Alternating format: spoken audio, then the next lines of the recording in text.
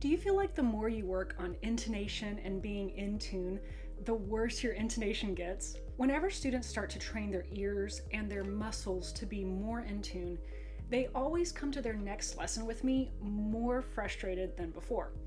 Why is that? Well, it's because of a phenomenon I call the cycle of pitch frustration. And the good news is, if you're dealing with this, it means your intonation is improving. Intonation is the art of placing your fingers in the right place so you can play each note in tune.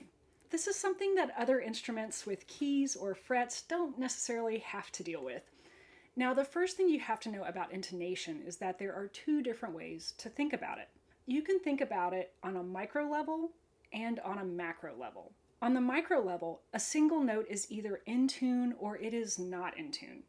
You can't say, well, that note was kind of in tune. It either is or it isn't.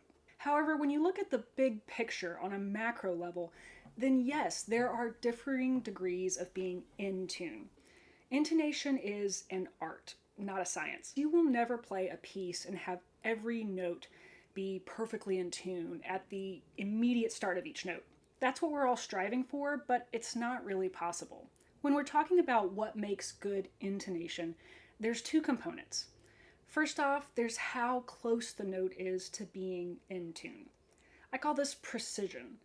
For instance, if it's out of tune, and let's say it's too sharp, is it very sharp or is it just slightly sharp? Then there's the speed at which you move your finger from being out of tune to being in tune. When a student starts to realize that a note is out of tune, they should adjust that note. So they might play hot cross buns like this. My first finger E was out of tune there, and I heard it and adjusted my finger until I was in tune. To improve that intonation, do you want to work on the precision aspect or the speed at which you adjust? Well, you want to work on the precision aspect. You want to be precise. So I would tell myself, okay, my first finger was too low, and now I'm going to try it again. I'm going to try to be more precise.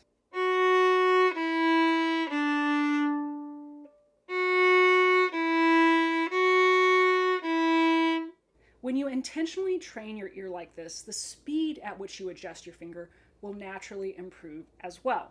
So you don't necessarily have to focus on speed. If you're focusing on precision, your speed will probably improve. You can see there are different components of being in tune, and what is considered good intonation depends on your level of playing.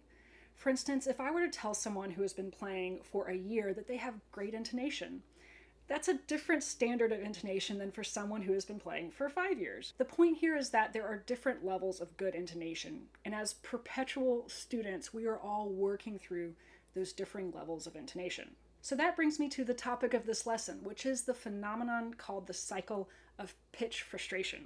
As you work on intonation, you may feel that you're running around in circles as opposed to actually making steady upward progress. Now, I see this happen anytime a student decides to really buckle down and work on intonation. Maybe they've decided to take away their finger tapes, or they've started recording themselves and have started marking notes in their music about what notes are out of tune.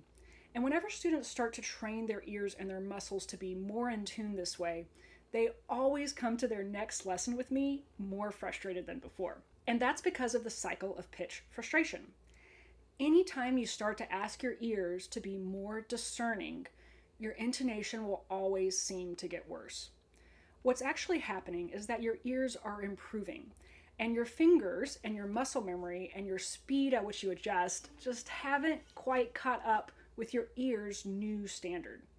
So improving your ears' discernment is the first step to the next level of better intonation. So if you find yourself getting a little frustrated, that's a good thing. It means your ear is improving. Now here's the other good news. Every time a student comes to their lesson after working really hard on intonation, they may think they sound worse, but I can always hear a huge improvement in their intonation.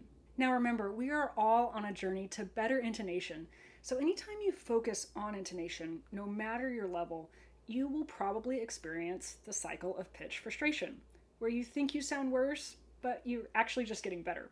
So I hope this helps give you a new perspective on intonation. If this did help you, let me know in the comments below, and don't forget to subscribe and like this video. That really helps me out. And if you want more lessons on intonation, head over to my website, meadowlarkviolin.com. I'm Laura from Meadowlark Violin. Happy practicing.